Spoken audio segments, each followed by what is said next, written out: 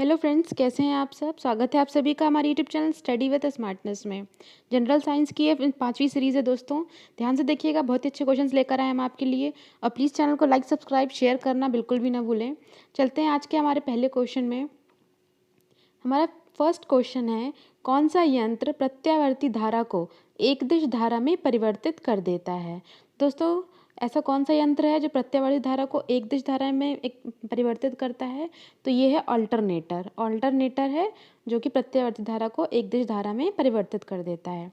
Next question है हमारा, यदि पृथ्वी का द्रव्यमान वही रहे और त्रिज्या 1% से कम कर दी जाए तो पृथ्वी के तल पर जी के मान में क्या प्रभाव पड़ेगा। ठीक है दोस्तों, तो पृथ्वी के तल पर जी के मान में क्या प्रभाव पड़ेगा, इस तरह क्वेश्चन को दोस्तों, ये एक फॉर्मूला है न्यूटन का, जो गुरुत्वाकर्षण का सार्वत्रिक एक फार्मूला दिया गया है। तो इसमें जी m1 m2 अपॉन में r² होता है। तो यहाँ पर m क्या होता है, दो द्रव्यमानों का जिसके बीच बल लगाया जा रहा है, फोर्स लगाया जा रहा है। तो उन दोनों द्रव्यमानों का द्रव्यमान है, दोनों पिंडों का द्रव्यमान है सॉरी। और जो r होता है उन दोनों के बीच की दूरी होती है। तो इस फॉर्मूले में पुट करके आप इजीली इसका आंसर निकाल सकते हैं दोस्तों।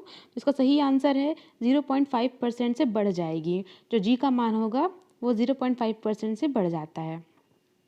चलते हैं नेक्स्ट क्वेश्चन में। नेक्स्ट क्वेश्चन है हमारा, द्रव तापमापी की अपेक्षा गैस तापमापी अधिक संवेदनशील होता है क्योंकि गैस क्या होती है। गैस दोस्तों, तो करेक्ट आंसर है कि जो गैस होती है वो द्रव की अपेक्षा अधिक प्रसारित होती है। सबको पता है हमें कि जो गैस होती है वो द्रव की अपेक्षा अधिक जल्दी से फैलती है, प्रसारित होती है। इसलिए जो द्रव तापमापी है वो गैस तापमापी की अपेक्षा अधिक संवेदित होते हैं। नेक्स्ट है हमारा, लेजर अथवा किसी अन्य संसक्त प्रकाश स्रोत से निकली दो प्रकाश किरणों के व्यतिकरण से त्रिविमीय प्रतिबिंब बनाने की समृद्धि क्या कहलाती है। हमें बताना दोस्तों कि लेजर की प्रकाश पुंज से या फिर अन्य संसक्त प्रकाश स्रोत से जो दो प्रकार की प्रकाश किरणें व्यतिकरण का मतलब क्या होता है दोस्तों, आपस में मिल जाना। ठीक है, तो व्यतिकरण के बाद जब कोई त्रिविमीय मतलब कि 3D इमेज अगर जो बनती है तो इस पूरी घटना को हम क्या कहते हैं। तो इस पूरी घटना को दोस्तों हम कहते हैं होलोग्राफी। होलोग्राफी के द्वारा ही ये पूरी घटना संपन्न होती है। ठीक है, नेक्स्ट क्वेश्चन है हमारा, मोनाजाइट किसका अयस्क है। तो मोनाजाइट किसका अयस्क है दोस्तों, आप सबको पता होना चाहिए। ये थोरियम का इकलौता अयस्क है मोनाजाइट। ठीक है, थोरियम का जो सल्फेट ऑक्साइड है उसे ही हम कह रहे हैं मोनाजाइट। नेक्स्ट क्वेश्चन है, उन शराब त्रासदियों में जिनके परिणाम स्वरूप अंधता आदि हो हानिकारक पदार्थ होता है। तो शराब त्रासदियों में ऐसा कौन सा पदार्थ शामिल होता है दोस्तों जिसके कारण लोगों में अंधता आ जाती है। तो वो पदार्थ है दोस्तों एमिल अल्कोहल। ऑप्शन बी हमारा इसमें करेक्ट आंसर है। एमिल अल्कोहल के कारण ही जो शराब त्रासदियों में व्यक्तियों के आंखों में अंधापन आ जाता है। नेक्स्ट क्वेश्चन है, जल में आसानी से घुलनशील कौन है इनमें से। तो इनमें से दोस्तों कार्बन, नाइट्रोजन, अमोनियम और आयोडीन में से जो जल में आसानी से घुल जाता है वो है नाइट्रोजन। तो नाइट्रोजन इसका सही आंसर है। नेक्स्ट क्वेश्चन है हमारा, भारी जल एक प्रकार का क्या है। तो भारी जल दोस्तों क्या है, एक प्रकार का, ये एक प्रकार का मंदक है। जो भारी जल है दोस्तों वो नाभिकीय जो रिएक्टर्स होते हैं उसमें मंदक के रूप में कार्य करता है। ठीक है, तो मंदक के रूप में कैसे कार्य करता है, ये उसकी जो रासायनिक अभिक्रिया है उसमें वो न्यूट्रॉन्स को अवशोषित कर लेता है। एक बार जब वो न्यूट्रॉन्स को अवशोषित कर लेगा तो वहाँ पे जो रासायनिक अभिक्रिया है वो धीमी पड़ जाती है। इसलिए उसे कहा जा रहा है कि ये मंदक के रूप में कार्य करता है। और भारी जल है क्या चीज़ दोस्तों, भारी जल जैसे कि हम आपको बताया था कि जो हाइड्रोजन के समस्थानिक होते हैं तो उसमें जो ड्यूटीरियम होता है, हाइड्रोजन का जो समस्थानिक होता है तो उसमें होता है ड्यूटीरियम। तो ड्यूटीरियम का ये ऑक्साइड होता है भारी जल। ठीक है दोस्तों, तो भारी जल क्या होता है, ड्यूटीरियम का ऑक्साइड बोलते हैं या फिर हम इसमें हाइड्रोजन के समस्थानिक जो होता है ड्यूटीरियम ऑक्साइड, उस ड्यूटीरियम का ऑक्साइड होता है भारी जल। ठीक है, नेक्स्ट क्वेश्चन है, इनमें से कौन सा कोलाइड नहीं है। एक कोलाइडी विलयन कौन सा नहीं है इसमें से खून जो है, ब्लड होता है हमारा, वो कोलाइडी विलयन नहीं होता। इसके अलावा दूध, आइसक्रीम और शहद जो है वो कोलाइडी विलयन। तो कोलाइडी विलयन होते क्या हैं दोस्तों, कोलाइडी विलयन ऐसे होते हैं जो दो प्रकार के यौगिकों का मिश्रण होता है। तो इसमें जो है कोलाइडी विलयन कहा जाता है इसे। ठीक है दोस्तों, तो इस वजह से कोलाइडी विलयन यहाँ पर खून नहीं है, बाकी की चीज़ें सारी कोलाइडी विलयन है। नेक्स्ट क्वेश्चन है हमारा, निम्न में से किससे टेप रिकॉर्डर की टेप लेपित की जाती है? किससे टेप रिकॉर्डर की टेप लेपित की जाती है दोस्तों? फेरोमैग्नेटिक चूर्ण।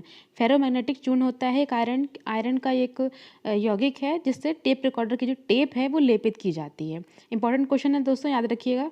नेक्स्ट क्वेश्चन है धातुओं के, यहाँ पे जो धातु लिखा है दोस्तों, यहाँ पे धातुओं के टुकड़े को टाँका लगाने वाला मिश्रण क्या होता है? तो यहाँ पर पूछा जा रहा है दोस्तों कि जो टाँका हम लगाते हैं वो टाँका किस चीज़ का बना होता है? तो वो टिन और शीशे का टाँका बना होता है। नेक्स्ट क्वेश्चन है हमारा, निम्न में से कौन सी धातु है जो अमलगम नहीं बनाती है? अमलगम नहीं बनाती दोस्तों, इसमें इकलौता जो लोहा है, लोहे के अलावा जितनी भी धातुएं हैं वो सब पारे के साथ मिलकर अमलगम बनाती है। अमलगम एक्चुअली होता क्या है दोस्तों? पारे के साथ जब हम किसी भी अन्य धातु को मिश्रित करते हैं, अन्य किसी भी धातु को, केवल लोहे के अलावा जितनी भी धातुओं को हम मिश्रित करते हैं तो वो आपस में मिलकर एक अमलगम गाढ़ा सा द्रव्य बना लेती हैं। तो उसी कहा जा रहा है कि ये लोहे के अलावा जितनी भी हैं, जस्ता, तांबा, मैग्नीशियम, वो इसका अमलगम बना लेती हैं। नेक्स्ट है, हैलोजन में सबसे अधिक क्रियाशील कौन है? तो हैलोजन ग्रुप जो होता है दोस्तों, हैलोजन ग्रुप की अगर हम बात करें तो ये 17वें वर्ग में आता है। ठीक है, 17वें वर्ग का ये हैलोजन जो ग्रुप है उसमें जो फ्लोरीन है वो सबसे अधिक क्रियाशील होता है। ऐसा क्यों होता है दोस्तों? क्योंकि जो फ्लोरीन की परमाणु क्रमांक है वो 9 होता है। ठीक है, 9 होने के बाद अगर हम इसका इलेक्ट्रॉनिक विन्यास देखें तो होता है 2, 6 और 1। ठीक है, 2 + 6 + 1 ये इलेक्ट्रॉनिक विन्यास है दोस्तों। तो पहले प्रकोष्ठ में 2, दूसरे प्रकोष्ठ में 6 इलेक्ट्रॉन और लास्ट के प्रकोष्ठ में 1 इलेक्ट्रॉन होता है। तो इस वजह से जो 1 इलेक्ट्रॉन होता है दोस्तों ये आसानी से मुक्त होने के लिए हमेशा तत्पर रहता है। इस वजह से जो फ्लोरीन की इलेक्ट्रॉन बंधुता है वो हैलोजन ग्रुप में सबसे अधिक मानी गई है। नेक्स्ट है, निम्न में से कौन सा मूल तत्व है? तो मूल तत्व की अगर बात करें दोस्तों तो यहाँ पर जो हीरा है वो सीधे कार्बन का मूल तत्व माना जाता है। इसके अलावा जो रेत होता है वो सिलिका का यौगिक है, संगमरमर कैल्शियम का यौगिक है, शक्कर भी इस तरह से सुक्रोज आदि कार्बोहाइड्रेट्स के यौगिक कहलाते हैं। तो यहाँ पे इसका सही आंसर हो जाएगा हीरा। ठीक है, नेक्स्ट क्वेश्चन है, अग्निशमन में कौन सी गैस काम आती है? इजी क्वेश्चन दोस्तों बनना चाहिए हम सभी को कि अग्निशमन में अर्थात फायर ब्रिगेड आदि में जब होता है तो कौन सी गैस जो है आग बुझाने काम आती है? तो इसे कार्बन डाइऑक्साइड इसका सही आंसर है। नेक्स्ट क्वेश्चन है हमारा, निम्न में से कौन सा सत्य है? कौन सी चीज़ इसमें सही है हमें ये बताना है। तो इसमें दोस्तों जो सही चीज़ है वो है RDX एक विस्फोटक है। RDX जो है वो एक विस्फोटक है, तो ये इसमें सही है। बाकी जो DDT है दोस्तों, तो DDT एक कीटनाशक है, ना कि रोगाणुनाशक। TNT जो है दोस्तों वो भी एक व्यापक रूप से यूज़ किए जाने वाला विस्फोटक पदार्थ है, TNT, ट्राई नाइट्रोटॉलुइन। ठीक है, और DDT क्या होता है दोस्तों? डाईएथिल डाईप्रोपेन ट्राई एथिल होता है। ठीक है, उसके बाद LSD जो होता है दोस्तों, LSD एक अति संतृप्त मेडिसिन है, औषधि है LSD। ठीक है, ना कि विषाणुनाशक। तो RDX इसमें बिल्कुल सही आंसर है इसका। नेक्स्ट है, धूप के चश्मे के लिए किस कांच का उपयोग किया जाता है? तो धूप के चश्मे में दोस्तों क्रुक्स नामक कांच का यूज़ किया जाता है। तो क्यों किया जाता है? इसकी क्या विशेषता है क्रुक्स कांच की?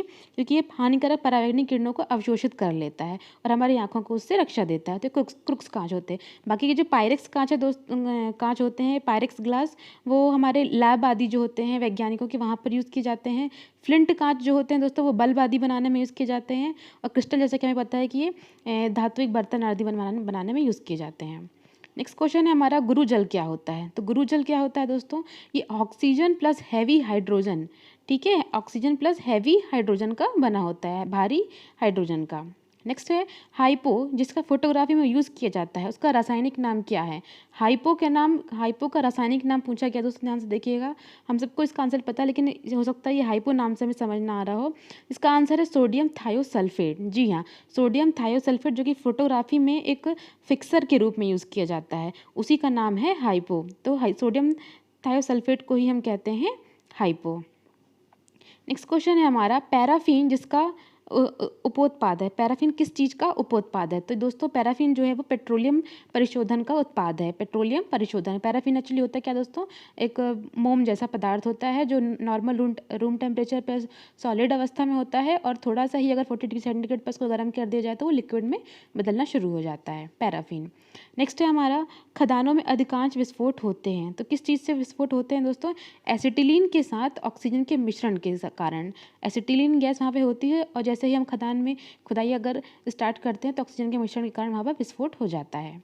नेक्स्ट क्वेश्चन है हमारा, प्रथम विश्व युद्ध में किस एक रासायनिक आयुध के रूप में यूज़ किया गया था। तो प्रथम विश्व युद्ध में दोस्तों एक होती है मस्टर्ड गैस या फिर इसे हम कहते हैं सरसों।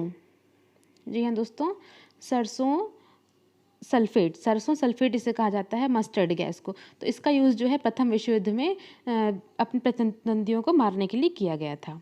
नेक्स्ट है हमारा, अधूरे प्रज्वलन के कारण मोटर कार एवं सिगरेट से निकलने वाली रंगीन गैस कौन सी है।